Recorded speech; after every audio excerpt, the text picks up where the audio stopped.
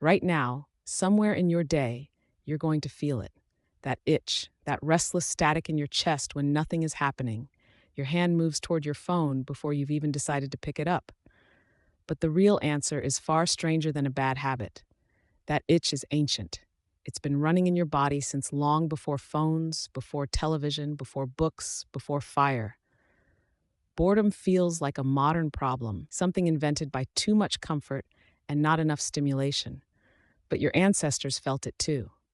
The question is what they did about it, and the answer says something uncomfortable about what you're doing right now. In 2014, psychologist Timothy Wilson ran an experiment that became infamous almost overnight. He asked people to sit alone in an empty room for 15 minutes. No phone, no book, no task, just their own thoughts. Most people found it unpleasant. Some found it almost unbearable. So Wilson gave them an option. A small device on the table could deliver a mild electric shock, the same kind of shock many participants had already said, before the study began, they'd pay money to avoid. Given the choice between sitting quietly with their own thoughts or shocking themselves, a surprising number of people chose the shock. One man shocked himself 190 times in 15 minutes. Why would anyone do that to themselves? Wilson's answer wasn't that people are broken. It was that the human mind, left with nothing to chew on, will reach for almost anything rather than sit still with itself. Discomfort, it turns out, can feel more tolerable than emptiness. That finding raises an obvious question. If boredom is this unbearable, how did anyone survive it before smartphones existed to rescue them every time? To answer that, you have to look further back than your grandparents, further back than agriculture, back to the world your species spent most of its existence in. In the 1960s, anthropologist Marshall Solins studied hunter-gatherer societies and arrived at a conclusion that stunned the academic world at the time. He called it the original affluent society. Not because these groups had more possessions, they had almost none, but because they had something modern life quietly stole, enormous amounts of unstructured time. Solins found that many hunter-gatherer groups spent only a few hours a day securing food and shelter. The rest of the day, hour after hour, belonged to them. So what did they do with all that empty time? They didn't fill it with productivity apps or streaming queues. They told stories around a fire that stretched for hours. They played elaborate games with rules passed down for generations. They made music with nothing but their voices and whatever was lying around. They sat. They watched the sky change.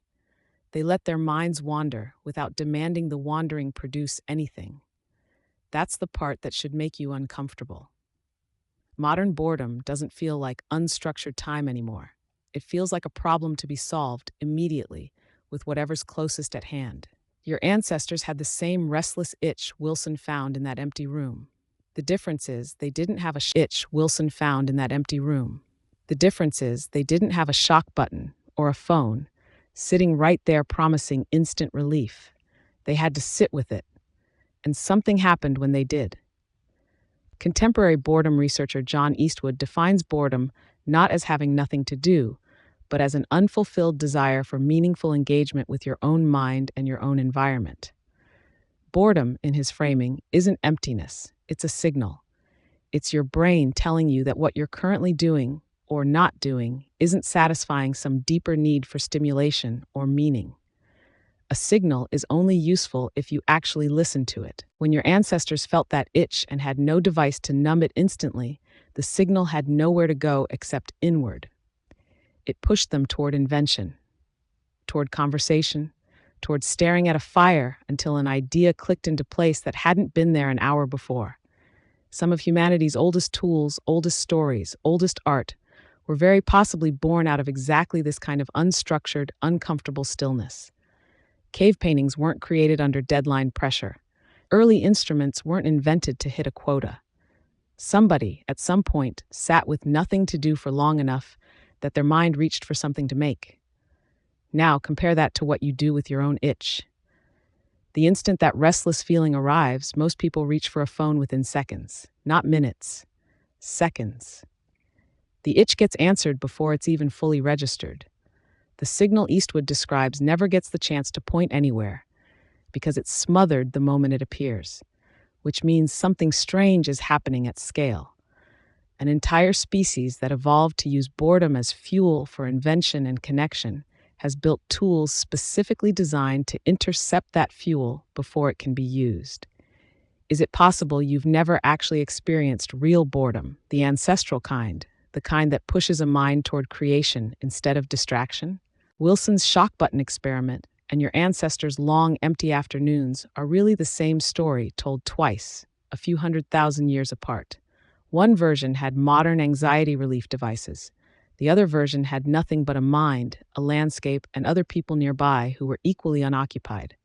The itch was identical in both cases. What differed was what came after it. The next time that static feeling rises up in your chest, in line at the store, in the quiet minute before a meeting starts, in bed before you fall asleep, consider not reaching for anything at all. Not immediately. Let it sit there a little longer than feels comfortable. Your ancestors didn't have a choice about that discomfort. You still do, which might be the strangest twist of all. The same itch that once pushed humans towards stories, art, music, and invention is still sitting inside you, fully intact, just waiting for a moment you're willing to actually feel it instead of erasing it on contact. Right now, somewhere in your day, you're going to feel that itch again. This time, you might just let it stay a little longer before your hand moves toward anything at all.